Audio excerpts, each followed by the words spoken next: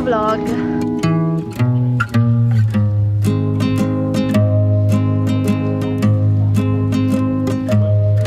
Siamo al Lido di Venezia.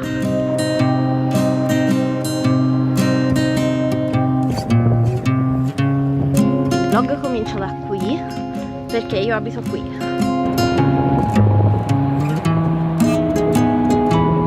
Prima di andare a prendere il vaporetto vi porto a fare una passeggiatina qui a riva del mare.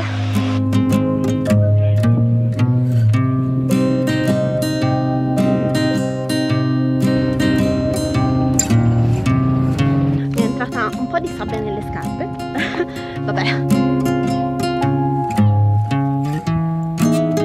Ho vissuto qui per 8 mesi per ragioni di ricerca e è stato bellissimo, è stata un'esperienza molto bella.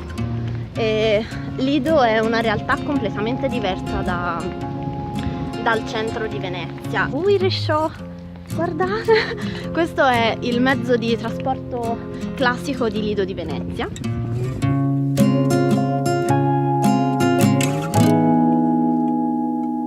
In questo vlog non farò altro che una passeggiata nei luoghi a cui sono affezionata e a cui voglio bene.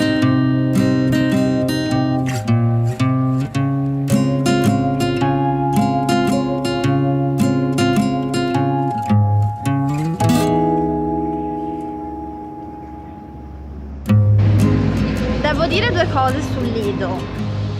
È molto viva d'estate, d'inverno non è assolutamente così. Io sono arrivata qui a fine settembre e sono rimasta per 8 mesi, sì 8 mesi. E d'inverno ci sono i locali e ci sono degli studenti, però i turisti iniziano ad arrivare verso marzo.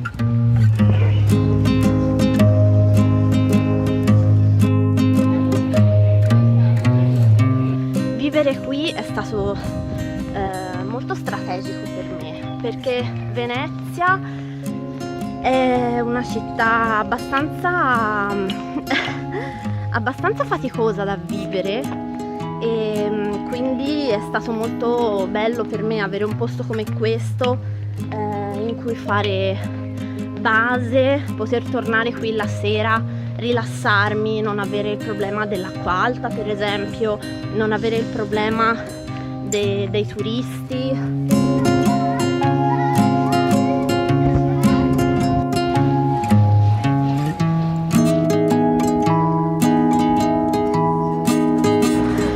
Adesso andiamo a prendere il vaporetto e andiamo a Venezia.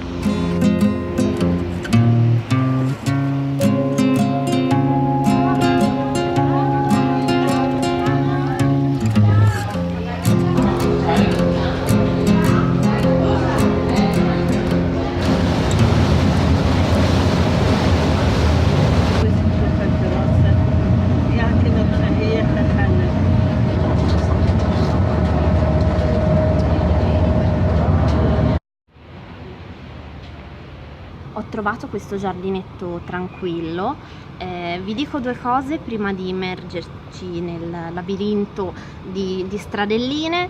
Se avete in programma di venire a Venezia durante l'estate, il mio consiglio è di portarvi un buon antizanzare e poi vi consiglio anche di indossare scarpe comode perché a Venezia si cammina un sacco e si cammina veramente in ogni parte della città. Portatevi una cartina perché spesso tra le varie stradine il GPS non prende, cioè rischiate di perdervi lo stesso perché Venezia è un labirinto. La mia è questa, è impermeabile perché d'inverno non si bagna. Spesso mi trovo a camminare per le strade sotto la pioggia, l'ombrello non serve assolutamente a niente, c'è acqua di sotto, c'è acqua di sopra.